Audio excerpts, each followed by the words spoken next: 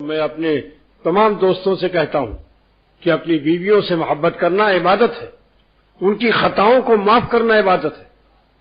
لہذا ایک بزرگ نے خواب میں دیکھا جس نے نمک تیز کرنے کی خطا کو اپنی بیوی کا معاف کیا۔ پوچھا کیا معاملہ ہوا؟ اس نے کہا کہ اللہ تعالیٰ نے فرمایا کہ تم نے میری ایک بندی کی خطا معاف کی، نمک تیز ہو گیا تھا، اس کے بدلے میں تمہاری تمام زندگی کی خطاؤں کو معاف کرتا ہوں۔ لہذا جس کو اپنی معاف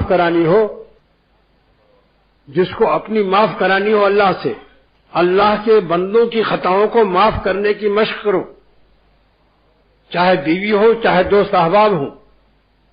مزاج میں کرختگی اچھی بات نہیں ہے، نصیحت بھی کرو تو چہرے پر جمال و تبسم ہو۔ مجھے اپنے احباب کے چہرے کو دیکھ کر اذیت پہنچتی، اگرچہ وہ میرے مخلص ہیں اور خانقاہ کے فائدے ہی کے لیے نصیحت کرتے، مگر انداز نصیحت مجھے ان کا پسند نہیں۔ نصیحت میں تلخی نہیں ہونی چاہیے، بالموعظۃ والحکمہ، نصیحت میں حکیمانہ انداز ہو کہ رائتا پلاؤ مگر شربت بنفسہ بھی ڈالو۔ اب میری حکیمی کام آئی کہ نہیں ہوتا ہو؟ اگر میں حکیم نہ ہوتا تو یہ بات سمجھ میں نہیں آتی۔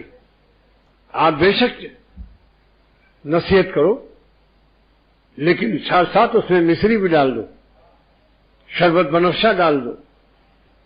جب بھی ہمارے استادوں نے عرق شہترا اور کڑوی دوائیں لکھی تو اس میں شربت و ناب کا اضافہ کر دیا۔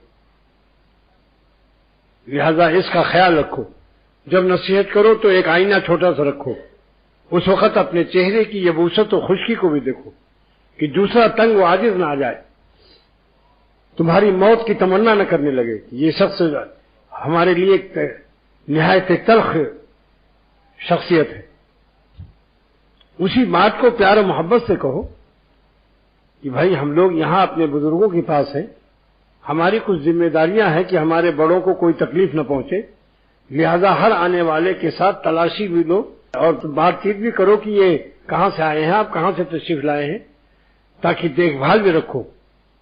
مگر چونکہ مزاج میں اعتدال نہیں ہے لہذا گفتگو لش مار ہوتی ہے، اس ظالم کو احساس بھی نہیں ہوتا کہ میری گفتگو میں اس وقت کتنی تلخی ہے اور کس ڈگری کی تلخی ہے۔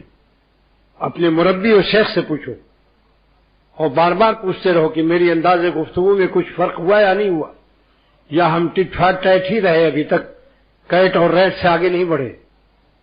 اگر اخلاق اچھے نہیں ہیں تو تمہاری تہجد بھی بیکار ہے۔ حدیث میں آتا ہے اکملکم ایمانا احسنکم خلقا، سب سے کامل ایمان اس کا ہے جس کے اخلاق اچھے ہوں۔ اس طرح سے رہو کہ اگر انتقال ہو جائے تو بچہ رونے لگے کہ بڑے پیارے آدمی تھے۔